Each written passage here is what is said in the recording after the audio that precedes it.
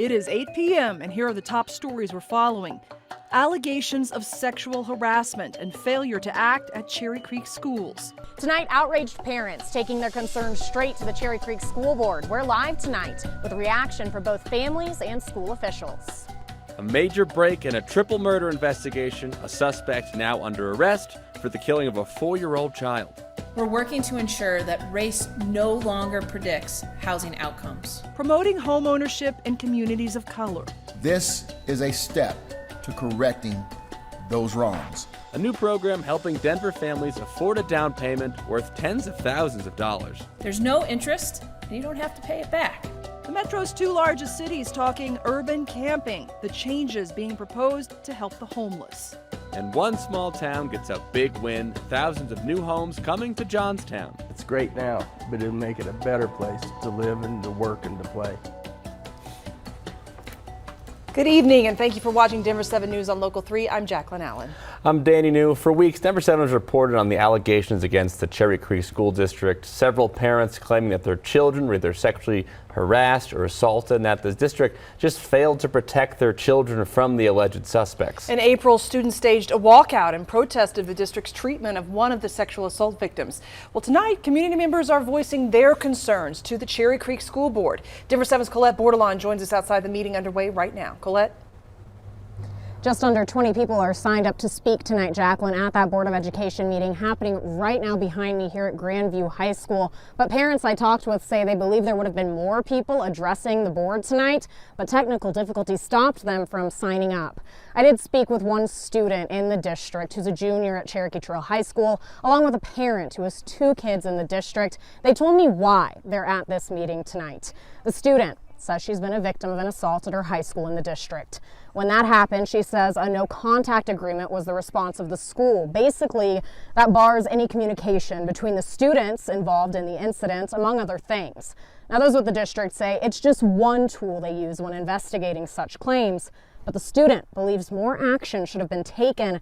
That's why she's here tonight, telling us how this conversation has made her feel.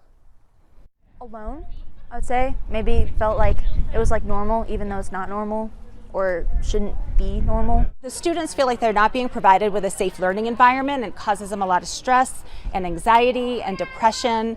And so we're hopeful that there's a better way to address these issues and to help these students and to have accountability and discipline. The district did send us a statement saying that they would never violate a student's privacy or potentially re-traumatize a victim by alerting an entire school community when allegations like this do come up. They say they investigate them very thoroughly. I'm going to go back inside and listen in on this meeting happening right now. That public comment just getting underway. Live tonight, Colette Bordelon, Denver 7. Thank you very much, Colette. And an arrest has been made for the triple murder in East Denver from 2 weeks ago. Denver police announced the arrest of Elijah Hood today, who's being held for investigation of 3 counts of first-degree murder. Police say they received multiple tips connecting him to the shooting on North Dunkirk Street, which resulted in the killing of Denise Hood, her grandson Donnie Allen Jr., and his child Makai Parham Allen. Police believe that Denise Hood is the aunt of Elijah. And crews are still searching the Cherry Creek Reservoir for the body of a 29-year-old man who went missing over the weekend. Colorado Parks and Wildlife say the man was not wearing a life jacket. This was on Saturday when he fell off an inner tube being pulled by a boat. And as that search continues, the Cherry Creek Reservoir will stay closed to boating. Also new tonight, Vicky White, the former Alabama corrections officer who helped an inmate escape, is now dead after shooting herself. She and Casey White were found in Indiana after leading police on a car chase after a 10-day manhunt. White was awaiting trial for murder, and he is now in custody.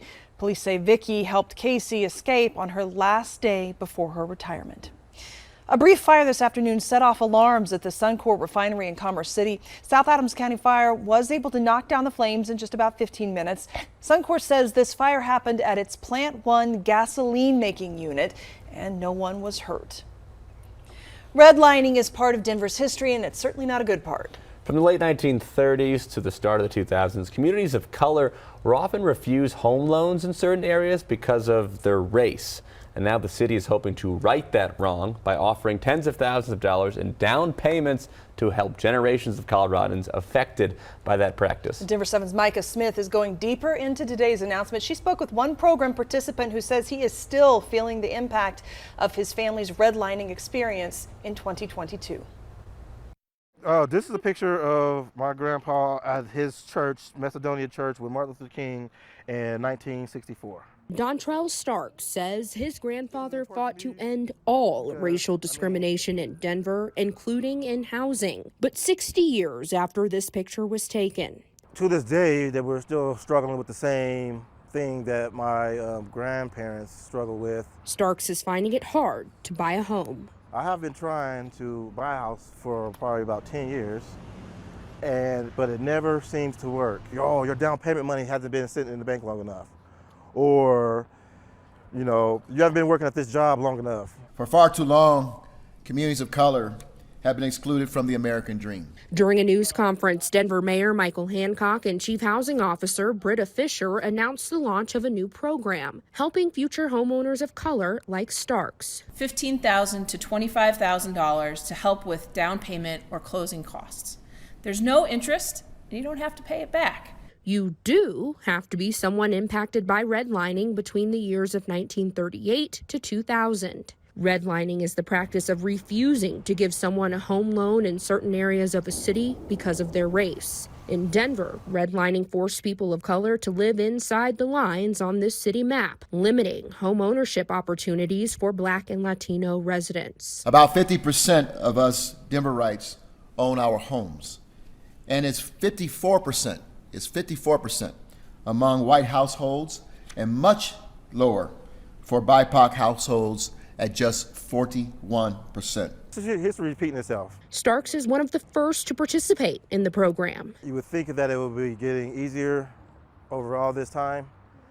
You would think that we wouldn't even need a Metro DPA program to help white people get into these homes, but we do. After 10 years of banks turning him down, Stark says his family of 7 can finally move out of their 3-bedroom house and into a home that fits his family. Micah Smith, Denver 7. This assistance is an interest-free 3-year forgivable loan. You can apply on the city's website, and city leaders hope to increase home ownership among people of color from 41%, as you just heard, to 45% by 2026. And going deeper, Denver's City Council is currently meeting to discuss several resolutions related to housing. Earlier, members briefly had to leave the chamber when protesters demanding an end to the city's camping ban refused to let public comment end. However, the ban on urban camping in Denver was not actually on tonight's agenda. As for resolutions being discussed, one helps the city identify people who are in and out of prison and often homeless and try to get them into safe, long-term housing. Another bill changes the city's zoning code so that they can expand the housing affordability project. That alteration will require a portion of new large developments to have affordable units. Aurora's City Council is currently meeting to revise parts of the city's urban camping ban. The City Council approved a contract to the company that will help with camp cleanups. They also approved a resolution requiring the city to store the personal items of those who are moved from encampments. Since this ban went into effect at the end of the month, Aurora tells us notices have been issued to remove 6 encampments. The town of Johnstown, just south of Fort Collins, is preparing for some growth. The developer plans to build 1,500 new single-family homes, which could give the small town off I-25 a pretty big boost in population. The mayor of Johnstown insists potential commercial businesses coming in would not only be a benefit to future residents, but also current ones. Mayor Lebsack says that one of his focuses is making sure the expansion is done right and accompanied by proper streets, infrastructure, and an emphasis on keeping local business alive. Although some locals have been hesitant to grow that rapidly, the owner of Cassidy Sports Grill downtown says that this could be a good change. Business, has definitely picked up, and I don't see it changing. I'm sure that it's going to bring more businesses, competition, if you will, but I never see new places opening up as competition. Altogether, more than 3,000 homes are set to be built in Johnstown by the middle of next year. Coming up on Denver 7 News at 8, Colorado's food banks are struggling to meet demand. Our food costs have tripled. since pre-COVID. But your help could prevent them from running out of food. We're really depending on our community members to donate funds more than ever. It was a bit cooler today, but I have a 90 coming up later on this week. It's probably every child's dream come true. This is the body. It's just like a brewing barrel. We show you one Brighton Dad's DIY project that has some G-force. I just like to have it go fast.